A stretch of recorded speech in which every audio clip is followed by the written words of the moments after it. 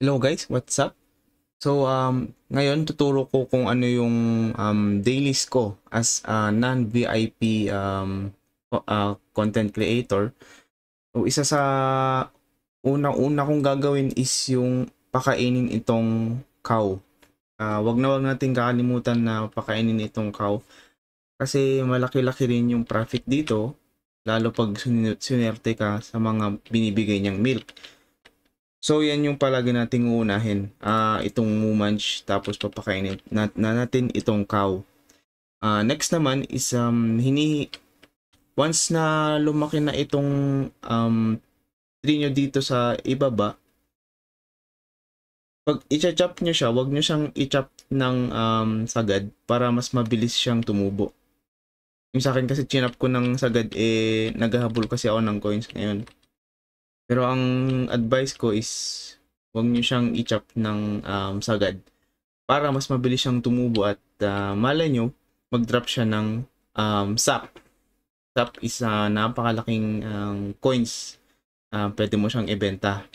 Next is 'di ba napakain mo na yung cow and natabas mo na yung puno mo, punta ka naman dito sa taas. Dito naman sa carnival, palagi nyo itong kukunin, itong Grumpkins, tapos itong cotton candy. Kasi dito rin minsan nakakabawi ng coins kasi malaki ang profit ng orange Grumpkin compare sa lahat ng mga item dito sa tinatanim natin na iba. So yun. Pag na tapos mo na yung dito sa carnival, kasi limited lang naman siya, itanim mo na lahat para bawing-bawi tayo sa coins. Yan. So, tapos na yung cow, yung kahoy, and then yung sa carnival. Next is, ang isa sa daily na ginagawa ko is yung pagtatanim ng Grumpkins. Yun kasi yung parang profitable para sa akin ngayon.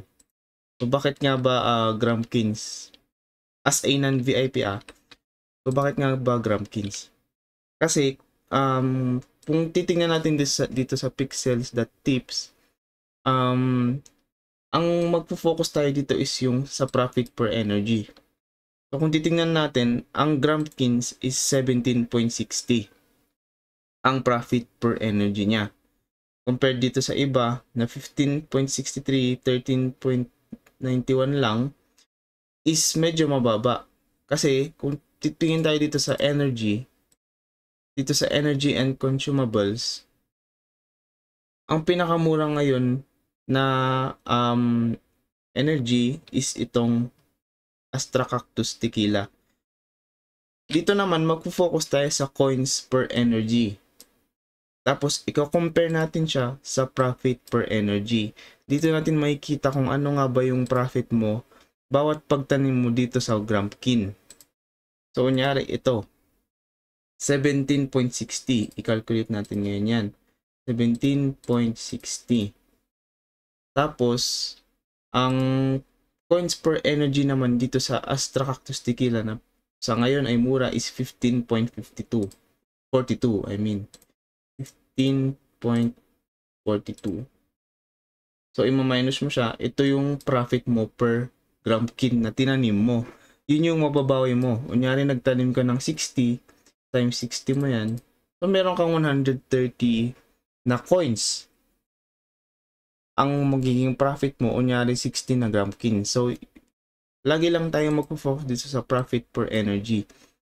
So, yun yung isa sa way para magkaroon ng unlimited energy and may profit ka pa rin na coins. Isa pang way is dito sa crafting.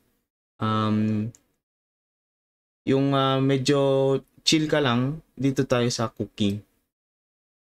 Itong cooking, pwede kang malaki-laki rin yung mga profit dito.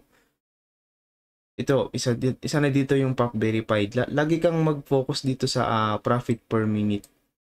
Kasi profit per minute, bakit profit per minute? Para yung oras mo is hindi masayang, di ba? Siyempre, nakita mo, ang malaking profit ngayon is yung plain omelette. Yun ngayon yung gagawin mo. Hahabulin mo tong 71 kasi hindi yan nag-i-stay eh. Minsan nagpapalit yan. Tapos i-take note mo kung ano yung price na yun, yung sell price niya. Kasi minsan biglang bumabaksak yan eh. Tapos ibebenta mo siya ng kunyari naging 70. Nawala na yung profit per minute na 71. Malulugi ka pa. So palagi i-take note mo ito.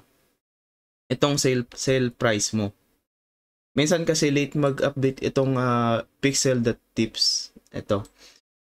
Basta kung maghahanap ka ng profitable, lagi ka lang dito sa pixels.tips. Lagi ka lang magtitingin dito. Isipin mo lang palagi. Isa rin itong ito.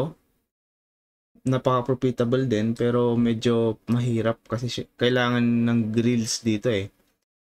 Pero level 26 naman na yung kayang-kaya ko na yun magluto pero hindi ko magawa kasi agawan siya ng grills no? Lalo na VIP pa tayo. Dito rin sa Granger agawan din ng meal. Grabe. Sa apalaran talaga dyan. Dito naman sa winemaking, isa rin to, profitable din to. Kasi pwede na rin pwede tayong bumili ng sa market ngayon. Yung mga non-VIP. Basta, gagawin mo lahat ng mga quest na kayang-kaya mo hanggang sa maabot mo yung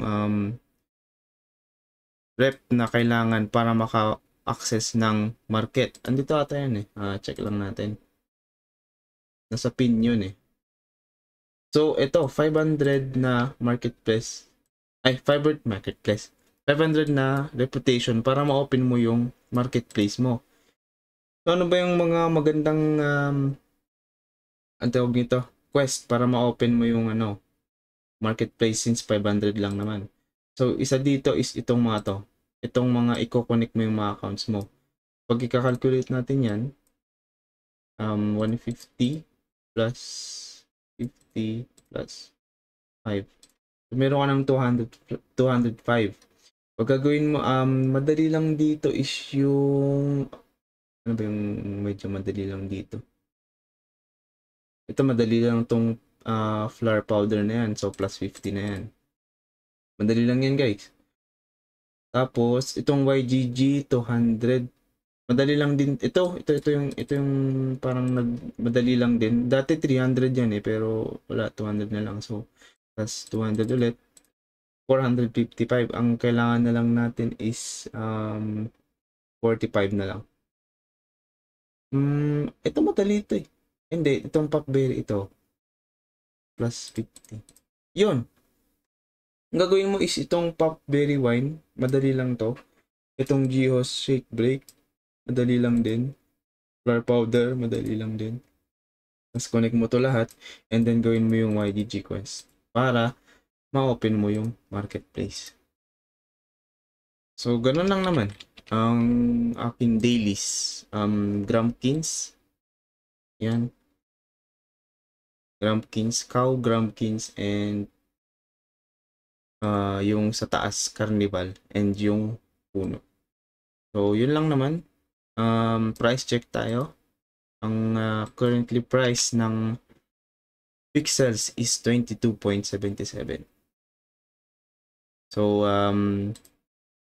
expecting natin na sa parating na chapter 2 tataas pa sana yan lalong maban yung mga bots para naman makinabang tayo lalo ng mga non-VIP makaipon tayo pang VIP. So salamat sa panonood. Thank you for watching.